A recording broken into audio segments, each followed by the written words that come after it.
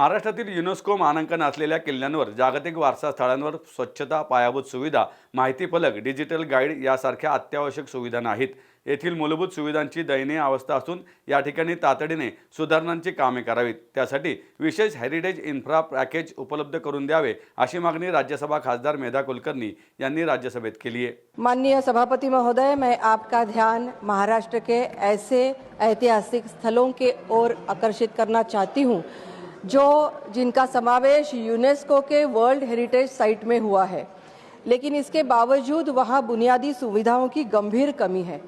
मुझे गर्व है माननीय सभापति महोदय कि मैं ऐसे प्रदेश से आती हूँ जहाँ छत्रपति शिवाजी महाराज जी ने हिंदवी स्वराज्य की स्थापना की और वहाँ के वीरों ने कभी मातृभूमि के लिए लड़ने के लिए और मरने के लिए वो कभी नहीं डरे। ऐसे महाराष्ट्र के Maratha military landscapes of India से जाने गए 11 किलों का समावेश यूनेस्को विश्व धरोहर सूची में समाविष्ट किया गया है। उनमें 11 जो किले हैं वो है शिवनेरी, राजगढ़ और रायगढ़ जैसे 11 किलों का समावेश है। इसके पहले भी अजंठा, वेरूळ और घारापुरी गुम्फाओं का भी उसमें समावेश था। और भी कई एएसआई के मॉन्यूमेंट्स ऐसे हैं जिन पर हमें गर्व है, जैसे कि हमारे पुणे का शनिवार वाड़ा। ऐसे ऐतिहासिक स्थलों पर जब देश विदेश के हजारों लाखों पर्यटक जाएंगे तो वो वहाँ क्या देखेंगे और इतिहास की क्या जानकारी ले पाएंगे, क्योंकि वहाँ ना तो फलक होते हैं, ना डिजिटल गाइड होते हैं। वहाँ केवल टॉयलेट्स और पेयजल की सुविधा भी नहीं होती।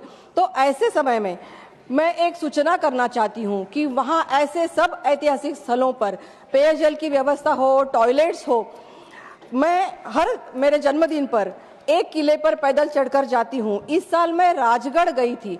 राजगढ़ के टॉयलेट्स पूरे कचरे कूड़े से भरे पड़े थे जो इस्तेमाल के लायक नहीं थे।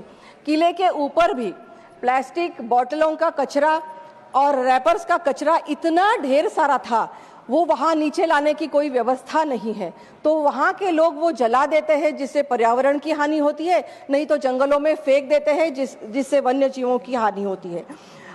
राजगढ़ में एक संजीवन माची करके है, जो संजीवन माची एक ऐसी वास्तु रचना है जो लोगों को पता चलनी चाहिए कि जिससे कि वो गढ़ था वो अभेद्य बना था। तो ऐसे बहुत सारे वहाँ सुधारणा करने की, इंफ्रास्ट्रक्चर करने की आवश्यकता है।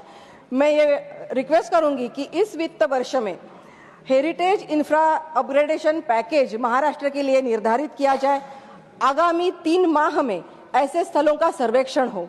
हमारे आदरणीय मोदी जी, जिन्होंने हमारे गौरवशाली इतिहास को पुनरुज्जीवित करने के लिए और आने वाली पीढ़ी को प्रेरणा देने के लिए काम किया, उसी आदर्श पर चलकर हमें इन हेरिटेज साइट्स की सुरक्षा और इंफ्रास्ट्रक्चरली उनको अपडेट करना चाहिए।